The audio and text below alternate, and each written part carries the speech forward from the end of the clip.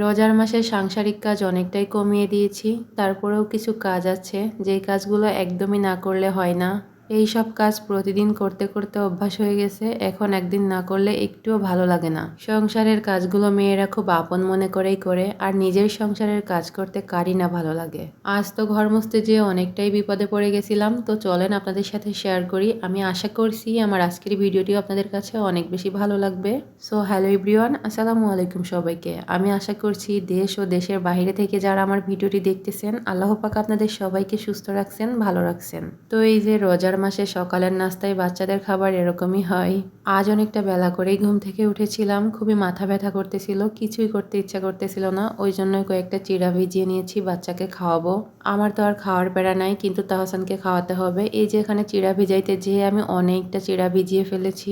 আমার আসলে খেয়াল ছিল না যে চিড়া ভিজানোর পরে অনেকটাই বেশি হয়ে যায়, কিছু করার নাই, যেহেতু ভিজিয়ে ফেলেছি।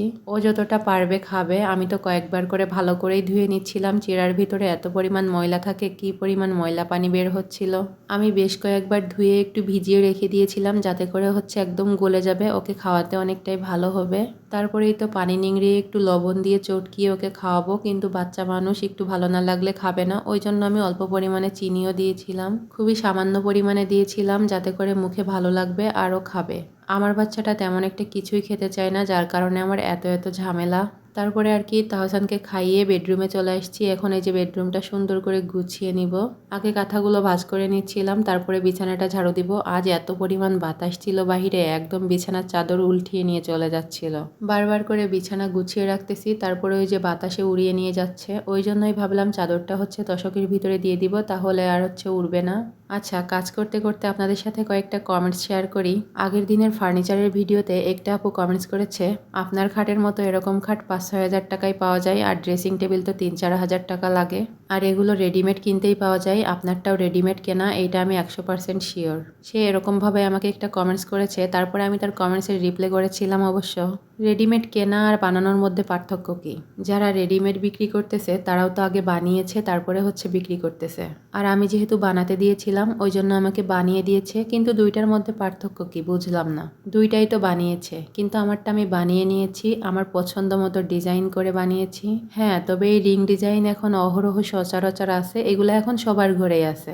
আমি যখন বানাতে গেছিলাম তখন যাওয়ার পরে তাদের দোকানে আমি একটা ড্রেসিং টেবিল দেখেছিলাম এরকম রিং ডিজাইনের, আমার তো খুব পছন্দ হয়ে যায়। অবশ্য আমি বাসা থেকে কোনো ডিজাইন চুজ করে যাইনি, ভাবলাম দোকানে যাওয়ার পরে উনি যেটা দেখাবে যদি পছন্দ হয় ওইটাই বানাবো। পরে আমার এই ড্রেসিং টেবিলের ডিজাইনটা দেখেই পছন্দ হয়ে যায়। আমি ওনাকে বলি এরকম রিং ডিজাইনের সমস্ত ফার্নিচারগুলো করে দিবেন, মানে সব মিলিয়ে আমাকে একটা সেট বানিয়ে দিতে হবে। তখন সে বলে আচ্ছা সমস্যা নাই, আর কোনো ডিজাইন যদি চেঞ্জ করতে চান আমাকে বলে যায়েন কেমন কেমন বানাবেন। তবে আমি কিছু কিছু ডিজাইন চেঞ্জ করেছিলাম, ওইগুলাই ওনাকে বলে এসেছিলাম, আর উনি ওইভাবে করেই আমাকে বানিয়ে দিয়েছে। আর ওনাকে আমি বলেছিলাম থাতকেও কিনতে পাওয়া যায়, ওগুলার মতো হলে কিন্তু আমি নিব না, আমারগুলো হার্ডি হতে হবে।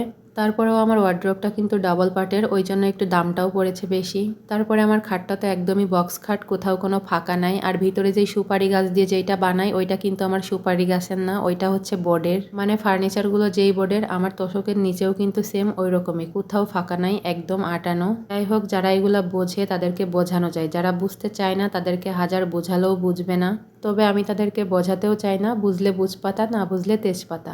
আমি এগুলো অর্ডার করেই বানিয়েছি, এখন যদি আপনারা না বুঝতে পারেন সেটা আপনাদের সমস্যা, আমার কিছু করার নাই। যাই হোক, ওনার কথা গেল, আরও একজনের কথা শেয়ার করি। আমার বিয়ে হয়েছিল কিভাবে ওই সম্পর্কে একটা ভিডিও শেয়ার করেছি, ওইখানে একটা আপু কমেন্টস করেছে, উনি লিখেছে কাহিনীটা একটু ঢং হয়ে গেল, বিয়ের আগে কথা বলতেছে অথচ ওই দিন তার বিয়ে আর সে নাকি জানে না, সবই নাকি নাটক। আরও লিখেছে কিছুটা সত্য হলেও কিছুটা মশলা মাখানো। যাই হোক, তার কথার মর্ম আমি বুঝতে পেরেছি, তবে এখানে আমার নাটক করে কোনো লাভ নাই, যেটা পাওয়ার সেটা আমি পেয়ে গেছি, এখন নাটক করে আমার কি হবে বলেন তো। তবে একটা কথা মাথায় রাখবেন, বিয়ের আগে প্রতিটা ছেলেই কিন্তু মেয়েদের কাছে জানতে চায় সে বিয়েতে রাজি আছে কিনা, একবার হলেও কথা বলে।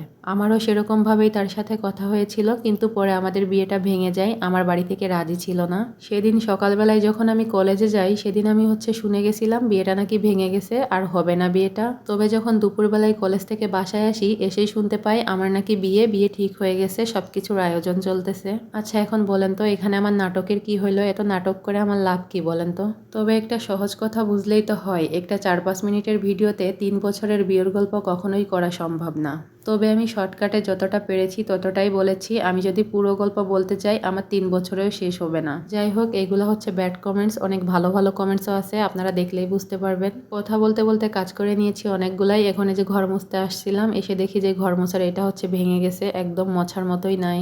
এদিকে আমার হাজবেন্ডও বাসায় নাই, সে তো বর্ডারে চলে গেছে 3-4 দিন হলো। সে থাকলে তো তাকে কিনতে বলা যেত, কিন্তু সে যেহেতু বাসায় নাই ওই জন্য আমাকেই কিনতে যেতে হবে। আপাতত এখনের মতো হাত দিয়েই কাজটা সেরে নিচ্ছিলাম। তবে সত্যি কথা বলতে আমার আজকের ঘর মোছাটা একদম পরিষ্কার হয়েছিল আর অনেক ভালো হয়েছিল। ফ্লোরটা একদম চকচকে হয়ে গেছিল। আমার কাছে অনেক ভালো লাগতেছিল যে এত কষ্ট করে ঘর মুছেছি, এত সুন্দর একটা ফলাফল পেয়েছি। এটা কথা মানতেই হবে যে আপনি যতই আধুনিক জিনিসপত্র ব্যবহার করেন তারপরেও হাতের মতো কোনো কাজই ভালো হয় না। এই যে আজ আমার বাসাটা একদমই পরিষ্কার হয়েছিল, একদম আনাজ কানাজ থেকে আমি মুছে এনেছিলাম, কোথাও কোনো ময়লাও ছিল না, অনেকটাই ভালো লাগতেছিল আমার। অবশ্য অনেকটা কষ্টও হয়েছিল ঘরটা মুছতে। এর আগে আমি কখনোই বসে বসে ঘর মুছিনি, অনেকটা কষ্ট হয়ে গেছিল আমার হাজব্যান্ডকে তো আমি ফোন দিয়ে বলেওছি যে ঘর মোছার ওইটা ভেঙে গেছে, হাত দিয়ে ঘর মুছতে হয়েছে, অনেকটা কষ্ট হয়েছে আমার। তখন সে বলতেছে বিকালবেলা যে একটা কিনে নিয়ে আইসো, সমস্যা নাই। তবে অনেক কষ্টের ফল অনেক ভালো হয়েছিল, এটাতে আমার হচ্ছে সফলতা। তবে আমার বিয়ের গল্পের ওই ভিডিওটাতে আরো সুন্দর সুন্দর কমেন্টস এসেছিল, আমার তো দেখে অনেকটাই ভালো লাগতেছিল।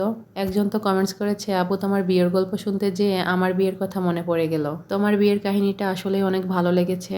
অধিকাংশ আপুরাই বলেছে তাদের নাকি আমার বিয়ের কাহিনীটা শুনতে ভালো লেগেছে। তবে আমার বিয়ের আগে তেমন একটা কোনো কাহিনীই ছিল না, যেটা শেয়ার করেছি ওইটাই।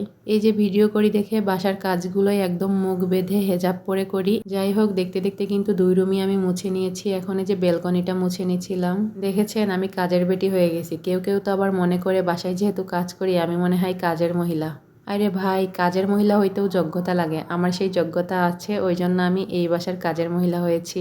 তবে এইসব কাজ করে আমি কোনোই বেতন পাই না, আমার স্বামীর ভালোবাসা, আমার সন্তানের ভালোবাসা পাই, এটাতেই আলহামদুলিল্লাহ, আমার আর কিছু চাই না। আমি যেহেতু ডেইলি ব্লগ করি ওই জন্য আমার বাসার সমস্ত কাজের একটা ভিডিও করে তারপরে আপনাদের সাথে শেয়ার করে থাকি। তবে আমার এই কাজের ভিডিওগুলো দেখতে যাদের কাছে ভালো লাগে তারা অবশ্যই ভিডিওতে একটা লাইক দিয়ে সুন্দর একটা কমেন্টস করে যাবেন। তবে আজ আমার এই কাজগুলো করতে যেয়ে অনেকটাই কষ্ট হয়ে গেছিল, রোজা থেকে অনেকগুলা কাজ করেছি। আজকের ভিডিওটি এখানেই শেষ করে দিচ্ছি, দেখা হবে নেক্সট ভিডিওতে। আল্লাহ হাফেজ।